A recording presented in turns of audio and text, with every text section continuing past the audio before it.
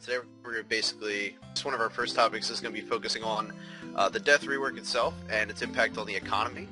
I guess in a nutshell, why don't you, I don't know if you want to give your brief overview of what your thoughts are with this death rework. I mean, for those of you who don't know Death Rework, basically now you're going to be able to talk to Death or have the option to take from your grave, and if you want, you can directly buy your items that you lost in your grave directly from Death while you're standing in front of him, and even after your grave expires, you can still go back and get them within the 24-hour period, which is supposedly really nice for potential DDoSes or anything else on the server. But with the new service comes a potential downfall, because we're going to be talking about prices. So my idea was that because we're able to save so many more items that should be being taken out of the game, what's going to happen is those prices, like bandos, chest plates, Torva helms, whatever else you can think of, those are going to drop in price. And in order to get back those items, because we're saving so many of them and none are going out of the game, unfortunately, in order to get them back, you need to pay money, meaning that it's also a tiny little money sink. And some people die a lot, especially at a new boss, so they could end up spending a couple mil just for the sake of getting their items back.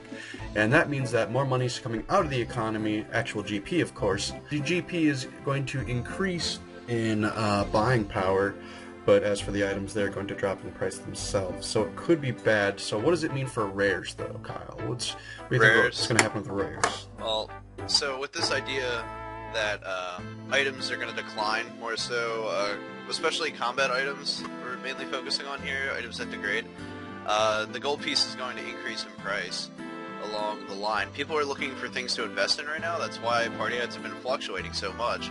The game has been pretty stagnant as far as PVM content has been, especially in 2015. The last release being Araxxor. And while Araxxor is still a relatively good way to make money due to the price of the eye and the web being so distant from the leg and the scythe, basically grabbing one of those items is instantly like a 60 to an 80 mil profit. But apart from that, that's basically the only piece of PVM content that's the most latest, and I believe that came out in July of last year.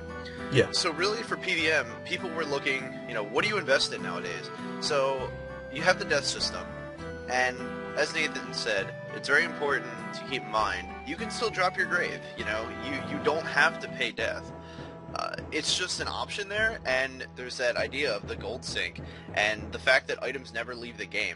So as more and more items come into the game, you can check the price of seismics, ascensions, next items. I mean, it's pretty obvious this past year, items have been just on the decline, whereas, retrospect, rares have been going up. Fluctuating, to say the least, going up and down, obviously, because of manips, buy, sell, whatever, power of the FC. But it seems to be a good place to be investing in right now. We just got to see what Tuska brings us and these new raids. Yeah, that's a really good point you made with those new raids and stuff coming out. I mean, with the state of the economy, the reason why party hats have been increasing so rapidly, especially over the last month, is because there's been no new content coming out. The whole month of May, right? Every new weekend or week being something, sort of mini games or whatever else. Meaning there's no major content. All they did was they just slapped an XP or a bonus modifier on a bunch of existing content, so that way they could work on some of their summer content, which is great. It gives us players something to do.